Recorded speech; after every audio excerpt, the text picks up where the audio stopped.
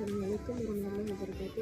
Saya Siti Nur Asma binti Al-Azmi di 207710669. Hari ini saya nak ulaskan berkenaan dengan 3 video yang saya hantar, iaitu tomato 2.0 dan 2.7 ganda. Dalam video pertama, iaitu video tomato, apa yang saya dapat ulaskan adalah kemarahan tidak dapat membawa apa-apa kebaikan kepada diri kita sendiri. Dalam tersebut mengatakan dalam surah Ali Imran ayat 34, ciri orang-orang yang bertakwa ialah orang yang menermakan hatinya pada masa yang senang dan susah, dan orang yang menahan kemarahannya, dan orang-orang yang memaafkan kesalahan orang lain. Di sini kita dapat tengok kita seorang penyabar, seorang yang memaafkan orang lain, kita dapat benefit tu. Kita akan dapat benefit lah.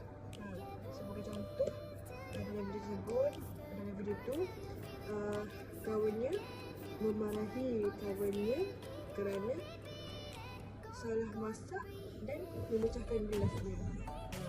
Di situ kita dapat tengok yang dia dah membuat kesilapan kerana memarahi kawannya, dan kita dapat tengok juga dia kat situ dia dah kehilangan salah kawannya kalau dia engkau macam tu. Dan yang apa yang saya dapat ulas lagi dalam video ni, kemaafan juga dapat memberikan kebaikan kepada diri dan orang lain. Sebagai contoh, kemaafan dapat meredakan seseorang daripada stres dan lain-lain. Seterusnya saya akan ulaskan berkenaan dengan video tomato 2.0. Yang pertama adalah tanggungjawab.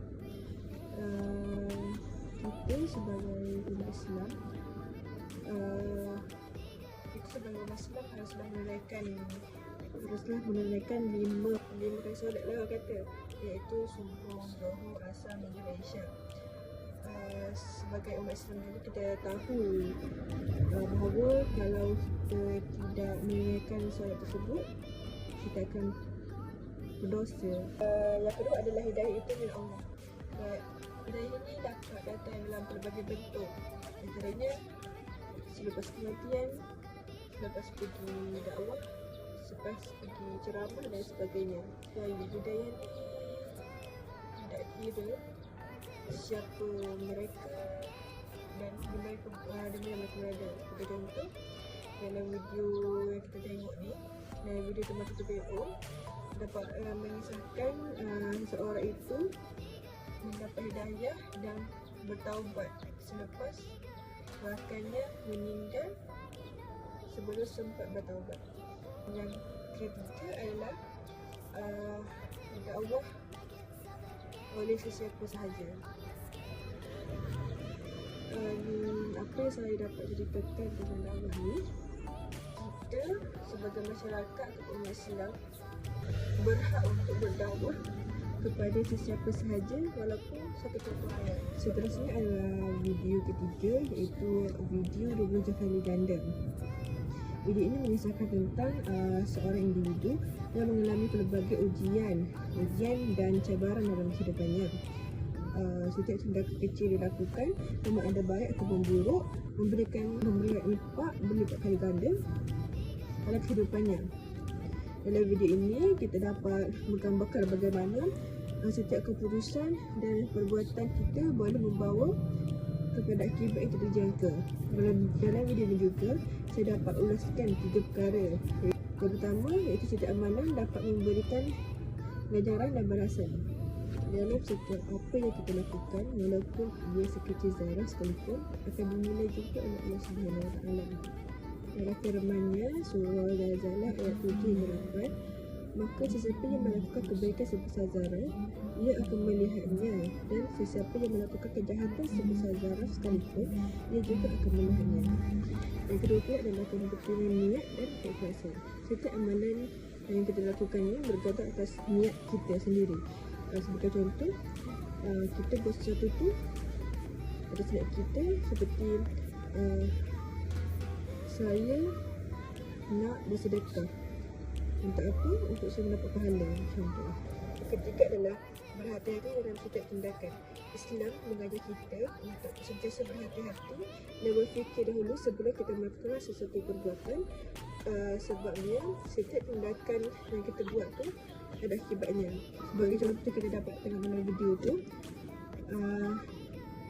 dia tidak berfikir panjang untuk melakukan kerja-kerja mereka. Kerja-kerja mereka pada waktu malam dan akan mengakibatkan mereka malas untuk solat, malas untuk bersesi dengan kawan-kawan dan sebagainya. Kesimpulan yang saya dapat buat dalam ulasan video 3, itu video 27 kali ganda, ialah sebagai Muslim kita digalakkan, kita diwajibkan ataupun kita haruslah untuk solat berjemaah, kerana solat berjemaah akan mendapat ganjaran yang lebih baik berbanding dengan solat sendirian. Kerana solat berjemaah ni kita akan mendapat 27 kali ganda pahala berbanding dengan solat sendirian yang hanya satu saja pahalanya. Dan kesimpulan yang saya dapat buat juga daripada video ini, kita sebagai Muslim haruslah sentiasa berbuat baik dan ikhlas dalam setiap amalan yang kita lakukan,